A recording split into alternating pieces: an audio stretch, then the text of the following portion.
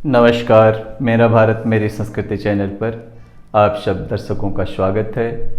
मैं हूं घनश्याम पंत। आज एकादशी व्रत के विषय में कुछ जानकारी देना चाहूँगा।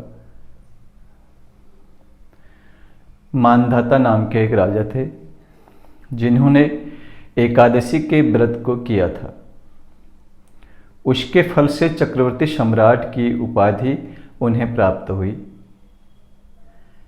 एकादशी किसी भी माह के शुक्ल पक्ष में और कृष्ण पक्ष में दोनों में आती है, इसलिए इस दिन भोजन नहीं करना चाहिए, फलाहार करना चाहिए। दशमी तिथि से युक्त एकादशी का व्रत नहीं करना चाहिए, यानी जिस दिन दशमी के साथ एकादशी हो उस दिन उस व्रत को नहीं करना चाहिए।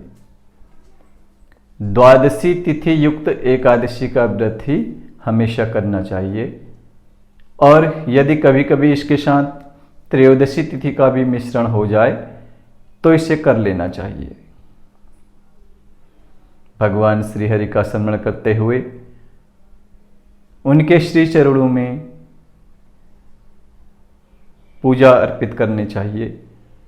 रात्रि में जागरण करना चाहिए, पुराणों की कथा का श्रवण करना चाहिए। अगले दिन स्नान इत्यादि करके इस व्रत का पारायण करना चाहिए। मित्रों, दशमी युक्त एकादशी का व्रत अमंगलकारी होता है। गांधार देश की नरेश की पुत्री गांधारी ने इस व्रत को किया था, यानी दशमी युक्त एकादशी के व्रत को उन्होंने किया था, जिसके कारण उनके 100 पुत्र महाभारत के युद्ध में मारे गए थे। एकादशी द्वादशी युक्त हो या पूर्ण एकादशी हो तो ही इस व्रत को करना चाहिए। इसके प्रभाव से मनुष्य को मोक्ष की प्राप्ति होती है। मित्रों, दिनांक 21 जून दिन सोमवार के दिन निर्जला एकादशी का व्रत है। इसे भीम एकादशी के नाम से भी जाना जाता है। इस दिन माँ लक्ष्मी और भगवान श्री हरि की पूजा की जाती है।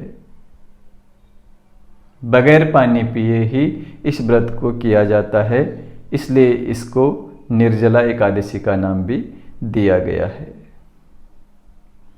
निराहार रहकर अगले दिन पारायण करके ब्राह्मणों को दान इत्यादि देने के बाद शरबत का पानी किसी ब्राह्मण के द्वारा ग्रहण करना चाहिए। उसके पीने से ही व्रत का तोड़ना चाहिए। तत्पश्चात ब्राह्मण को दान इत्यादि करके संतुष्ट रखना चाहिए। और इस दिन सायंकाल के समय माँ तुलसी की पूजा भी करनी चाहिए, और तुलसी के मंदिर में घी का एक दीपक भी जलाना चाहिए, जिससे हमारे इस व्रत में जो भी बाधाएं हैं वो सब दूर हो जाती हैं, और जो इसका पुण्य फल हमें प्राप्त होता है उसमें वृद्धि हो जाती है। इस व्रत को करने से मनुष्य को मोक्ष की भी प्राप्ति होती है तथा जीवन में हमेशा सुख समृद्धि की प्राप्ति होती है, और अंत समय में भगवान श्री हरि के चरणों में उसे जगह प्राप्त होती है और मोक्ष की प्राप्ति होती है। आवागमन के चक्र से वह मनुष्य मुक्त हो जाता है। मित्रों, आप सबसे अनुरोध है कि यदि आप मांसाहार करते हैं तो मांसाहार को छोड़ दीजिए, नशा करते हैं तो नशे को भी छोड़ दीजिए। अपने सनातन संस्कृति को अपनाकर ईश्वर में विश्वास करके हमेशा अच्छे कार्यों को करें, जिन्हें करने से हमें आत्मिक संतुष्टि तो प्राप्त होगी ही, और ईश्वर के द्वारा भी हमें आशीर्वाद प्राप्त होगा। इसमें किसी तरह का संशय हमें नहीं करना चाहिए।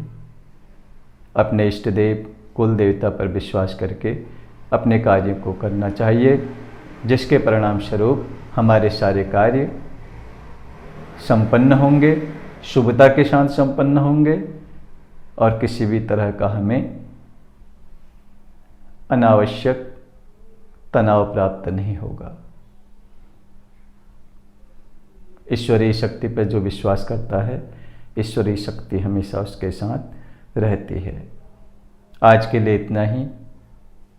नमस्कार, धन्यवाद।